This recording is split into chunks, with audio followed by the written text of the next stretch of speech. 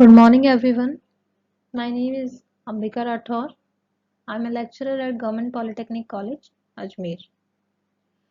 इस सेशन में हम इलेक्ट्रॉनिक्स थर्ड ईयर डिप्लोमा के subject EL 304 microwave and optical fibre engineering के यूनिट 1 के बारे में स्टडी करेंगे। इस सेशन की आउटलाइंस कुछ इस प्रकार रहेंगी। फर्स्ट हम पढ़ेंगे इंट्रोडक्शन, माइक्रोवेव होता क्या है। नेक्स्ट हम पढ़ेंगे माइक्रोवेव रीजन्स एंड बैंड्स, किस फ्रीक्वेंसी रेंज पे माइक्रोवेव काम करता है और इस फ्रीक्वेंसी रेंज को किन बैंड्स में डिवाइड किया गया है, इनके बारे में हम यहाँ पढ़ेंगे। और लास्ट टॉपिक रहेगा हमारा एडवांटेजेस एंड एप्लीकेशन, माइक्रोवेव के क्या लाभ होते हैं और कहाँ कहाँ हम इसको काम में ले सकते हैं, इनके बारे में हम यहाँ पढ़ेंगे। स्टार्ट करते हैं इंट्रोडक्शन से। ये सब्जेक्ट पढ़ने से पहले हमें पता होना चाहिए कि माइक्रोवेव और ऑप्टिकल फाइबर इंजीनियरिंग हम कहाँ कहाँ काम में लेते हैं। जैसा कि हम सभी को पता है, ऑप्टिकल फाइबर और माइक्रोवेव को हम long distance communication, cellular telephone, television तथा सैटेलाइट इत्यादि में काम में लेते हैं। अब हमारे दिमाग में ये क्वेश्चन आना चाहिए कि माइक्रोवेव होता क्या है। तो माइक्रोवेव एक प्रकार की इलेक्ट्रोमैग्नेटिक वेव्स है जिसकी फ्रीक्वेंसी रेंज होती है 1 गीगाहर्ट्ज से 1000 गीगाहर्ट्ज। 1 गीगाहर्ट्ज जो कि यहाँ है आपका, गीगा मतलब कितना होता है आपका 10 की पावर 9। 10 की पावर 9 को अगर आपने 10 की पावर 3 से मल्टीप्लाई कर दिया तो कितना हो जाएगा 10 की पावर 12। और 10 की पावर 12 को ही आप बोलेंगे टेराहर्ट्ज। तो अगर आपसे पूछा जाए तो आप इसकी रेंज बोल सकते हैं गीगाहर्ट्ज से टेराहर्ट्ज के बीच में माइक्रोवेव काम करता है। अगला हम पढ़ते हैं कि माइक्रोवेव किस तरीके से ट्रैवल करता है। माइक्रोवेव हमेशा लाइन ऑफ साइट पाथ में ट्रैवल करता है। लाइन ऑफ साइट पाथ क्या होता है, जिसमें ट्रांसमीटर और रिसीवर एक दूसरे की लाइन ऑफ साइट सेम, सीधी, आप सीधी लाइन कह सकते हैं जनरल लैंग्वेज में, कि दोनों एक दूसरे की सीधी लाइन में है, कोई बीच में कोई और ऑब्स्टिकल नहीं है, कोई और बाधा नहीं है कि अगर आपने ट्रांसमीटर से कोई सिग्नल ट्रांसमिट किया है तो वो बिना किसी अवरोध के रिसीवर पे पहुंच रहा है। ऐसा केस आपकी रेडियो वेव्स के साथ नहीं होता है। Radio waves generally lower frequency waves होती है। ये हमेशा ग्राउंड वेव के जैसे ट्रैवल करती है। ग्राउंड वेव्स कैसे काम ट्रैवल करती है, अर्थ के कर्वेचर को फॉलो करती है। या स्काई वेव्स कैसे ट्रैवल करती है, आइनोस्फेयर से टकरा कर वो पुनः आपके अर्थ पे पहुंचती है। इस प्रकार से उनका ट्रैवलिंग पीरियड होता है। बट माइक्रोवेव हमेशा लाइन ऑफ साइट पाथ में ही ट्रैवल करती है। अब पावर के हिसाब से माइक्रोवेव सोर्सेज को दो भागों में डिवाइड किया गया है, हाई पावर माइक्रोवेव सोर्स और लो पावर माइक्रोवेव सोर्सेज।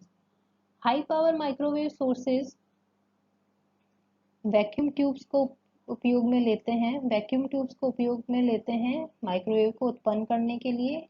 इसके एग्जाम्पल हो सकते हैं magnetron, klystron, travelling wave tube, short में इसको बोलेंगे TWT। इन सब के बारे में हम चैप्टर 2 में स्टडी करेंगे। ऐसे ही लो पावर माइक्रोवेव सोर्सेज होते हैं, वो सॉलिड स्टेट डिवाइसेस जैसे कि field effect transistor, tunnel diode, Gunn diode, impact diode इत्यादि का उपयोग में लेते हैं। इन सब के बारे में हम चैप्टर 3 में स्टडी करेंगे। अगला टॉपिक है हमारा माइक्रोवेव फ्रीक्वेंसी बैंड्स। माइक्रोवेव की फ्रीक्वेंसी रेंज हमने देख ली, 1 गीगाहर्ट्ज से 1 टेराहर्ट्ज या 1 गीगाहर्ट्ज से 1000 गीगाहर्ट्ज, आपको जैसे याद रहे। इन्हीं फ्रीक्वेंसी रेंज में हमने डिफरेंट डिफरेंट बैंड्स बना रखे हैं। इस फ्रीक्वेंसी रेंज को डिफरेंट बैंड्स में डिवाइड किया गया। बहुत सारे बैंड्स हैं जिनमें से मेजर बैंड्स हमें याद रखने हैं, ये टोटल 7। टोटल बैंड्स कौन कौन से हैं, L, S, C, X, KU, K, KA। इन सभी बैंड्स के नाम और इनकी फ्रीक्वेंसी रेंज हमें याद रखनी है। फ्रीक्वेंसी रेंज स्टार्ट करते हैं फर्स्ट बैंड से। L बैंड है, कहाँ से कहाँ काम करता है, 1 to 2 गीगा हर्ट्स, 1 से 2 गीगा हर्ट्स के बीच में ये काम करता है। वेवलेंथ आप ना भी याद रखें तो चलेगा, क्योंकि हमें पता है वेवलेंथ और फ्रीक्वेंसी के बीच में एक इन्वर्सली प्रोपोर्शनल रिलेशन होता है, lambda equals to C by F होता है। Lambda equals equals to C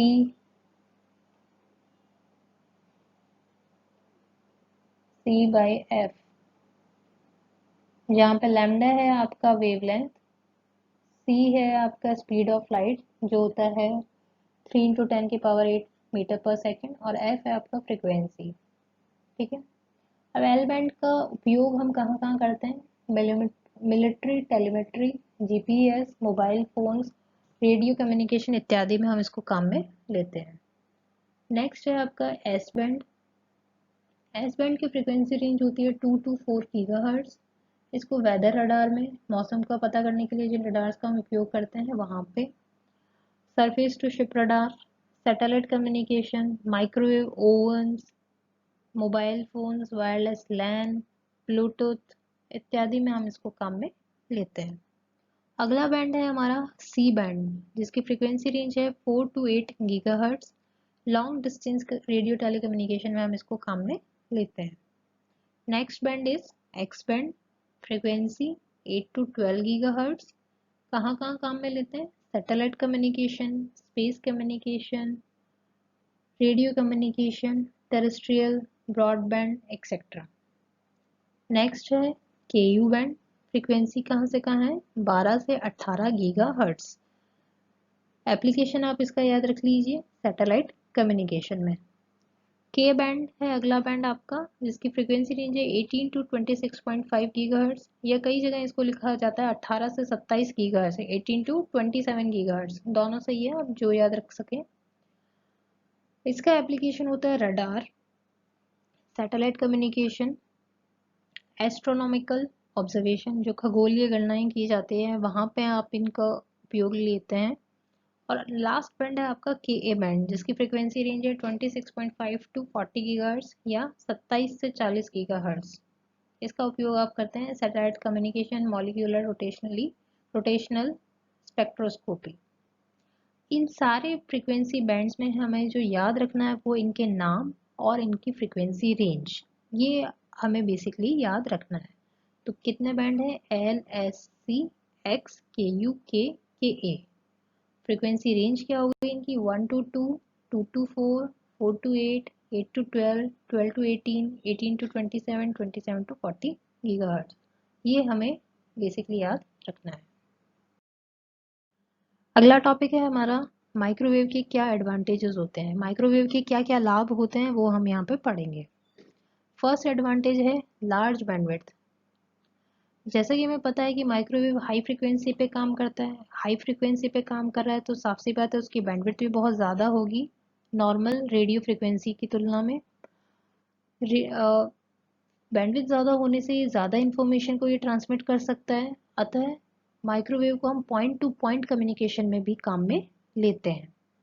large bandwidth है, लार्ज बैंडविड्थ की वजह से अधिक इंफॉर्मेशन हम ट्रांसमिट कर सकते हैं। नेक्स्ट एडवांटेज है बेटर डायरेक्टिविटी। माइक्रोवेव फ्रिक्वेंसीज पे डायरेक्टिविटी प्रॉपर्टीज बहुत अच्छी मिलती है हमें। जैसे जैसे फ्रिक्वेंसी बढ़ती है वेवलेंथ कम होता है, ये हमें इसका रिलेशन ही पता है।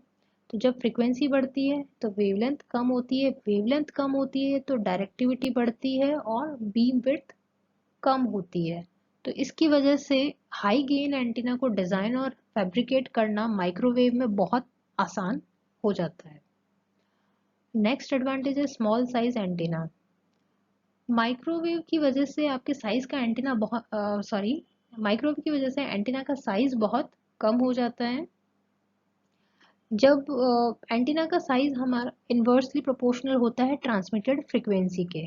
एंटीना साइज और ट्रांसमिटेड फ्रिक्वेंसी एक दूसरे के इन्वर्सली प्रोपोर्शनल होते हैं। अगर हमने फ्रिक्वेंसी को बढ़ा दिया तो ऑटोमेटिकली एंटीना की साइज कम हो जाएगी।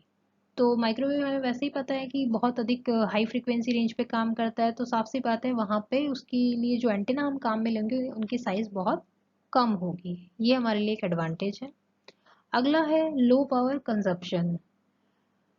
एक हाई फ्रिक्वेंसी सिग्नल को ट्रांसमिट करने के लिए जो पावर चाहिए होती है वो लो फ्रिक्वेंसी सिग्नल को ट्रांसमिट करने के लिए पावर से बहुत कम होती है। और microwave obviously high frequency signal है जिससे इसमें पावर का कंजप्शन बहुत कम होता है। लास्ट है इफेक्ट ऑफ फेडिंग। फेडिंग क्या होता है कि अगर ट्रांसमीटर से आपने कोई सिग्नल ट्रांसमिट किया है तो रिसीवर तक पहुंचने के लिए वो डिफरेंट टाइप के पाथ काम में ले सकता है। अब डिफरेंट टाइप के पाथ में हो सकता है वो किसी बिल्डिंग से टकरा कर पहुंच रहा है, या रिफ्लेक्शन, रिफ्रैक्शन इत्यादि फिनोमेना भी उसके ऊपर अपना असर डाल रहे हैं, इफेक्ट डाल रहे हैं। इनकी वजह से क्या होता है कि ये जो अलग अलग पाथ से ट्रेवल करके सिग्नल रिसीवर पे पहुंचता है, उसकी सिग्नल की स्ट्रेंथ बहुत कम हो जाती है। इसे आप बोलते हैं फेडिंग। बट माइक्रोवेव में ऐसा फेडिंग का इफेक्ट बहुत मिनिमाइज क्यों होता है? बिकॉज इसमें हम यूज़ करते हैं line of site propagation. Receiver और ट्रांसमीटर के बीच में कोई ऑब्स्टेकल ही नहीं है, तो फेडिंग ऑटोमेटिकली कम हो गई हमारी। तो ये हम कह सकते हैं कि फेडिंग इफेक्ट इसमें बहुत कम होता है। अगला टॉपिक है हमारा माइक्रोवेव के एप्लीकेशन। फर्स्ट एप्लीकेशन है कम्युनिकेशन में। ब्रॉडकास्टिंग और टेलीकम्युनिकेशन ट्रांसमिशन में हम माइक्रोवेव को काम में लेते हैं। माइक्रोवेव की वेवलेंथ बहुत कम होती है, जिससे एंटीना का साइज बहुत कम होता है, इसलिए इसको हम जीएसएम सेलुलर नेटवर्क जैसे जीएसएम है उसमें 1.8 से 1.9 गीगाहर्ट्ज फ्रीक्वेंसी में हम इसे काम में लेते हैं। सैटेलाइट कम्युनिकेशन कैसे होता है? एक रिसीव सिग्नल को अर्थ से सैटेलाइट पे और वापस सैटेलाइट से अर्थ पे जो पहुंचाने के लिए हम सिग्नल भेज रहे हैं, उसमें भी हम माइक्रोवेव का ही उपयोग करते हैं। मिलिट्री एप्लीकेशन में भी माइक्रोवेव का काम में लिया जाता है। जो अभी मैंने बहुत सारे बैंड्स पढ़े थे उनमें से एक्स और के यू बैंड को मिलिट्री कम्युनिकेशन में ही काम में लिया जाता है। नेक्स्ट एप्लीकेशन है रिमोट सेंसिंग। रडार और सोनार में हम माइक्रोवेव का काम में लेते हैं। रडार का फुल फॉर्म होता है रेडियो डिटेक्शन एंड रेंजिंग।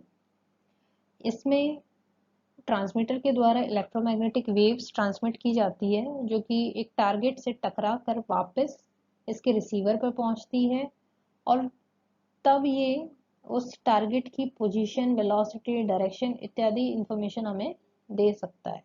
तो एक रिमोट सेंसिंग, दूर से सेंस करने के एप्लीकेशन में हम इसको माइक्रोवेव को काम में लेते हैं। रेडियोमेट्री भी इसी टाइप का रिमोट सेंसिंग एप्लीकेशन है। नेक्स्ट एप्लीकेशन है हीटिंग। ये सबसे जनरल एप्लीकेशन है जो हम सब जानते हैं। माइक्रोवेव ओवन सभी ने नाम सुना है, कहाँ काम में आता है? फूड को बेक और कुक करने के लिए हम माइक्रोवेव का उपयोग करते हैं। इसकी इस हीटिंग प्रॉपर्टी को drying, pre cooking, moisture levelling इत्यादि ऑपरेशंस में आप काम में ले सकते हो। नेक्स्ट एप्लीकेशन है मेडिकल साइंस। बायोमेडिकल एप्लीकेशंस जो होते हैं, जहाँ पे अलग अलग बीमारियों के डायग्नोसिस, बहुत सारी थेरेपीज जैसे कैंसर की थेरेपीज इत्यादि में भी हम ये माइक्रोवेव की हीटिंग प्रॉपर्टी को काम में लेते हैं। तो मेडिकल साइंसेज में भी हम माइक्रोवेव को बहुत ज़्यादा इन दिनों काम में ले रहे हैं। तो ये इसके बेसिक एप्लीकेशंस है। तो आज के सेशन में हमने सबसे पहले पढ़ा कि माइक्रोवेव क्या होता है। एक प्रकार का इलेक्ट्रोमैग्नेटिक वेव है जिसकी फ्रीक्वेंसी रेंज होती है 1 गीगाहर्ट्ज से 1000 गीगाहर्ट्ज। नेक्स्ट हमने पढ़ा इसके डिफरेंट बैंड्स, 7 बैंड हमने इसके पढ़े हैं, एल, एस, सी, एक्स, के यू, के ए। फ्रीक्वेंसी होती है 1 to 2, 2 to 4, 4 to 8, 8 to 12, 12 to 27 और 27 से 40 गीगाहर्ट्ज। लास्ट में हमने देखा है इसके एप्लीकेशन और इसके एडवांटेजेस। आई होप आपको ये टॉपिक समझ में आया होगा। Thank you.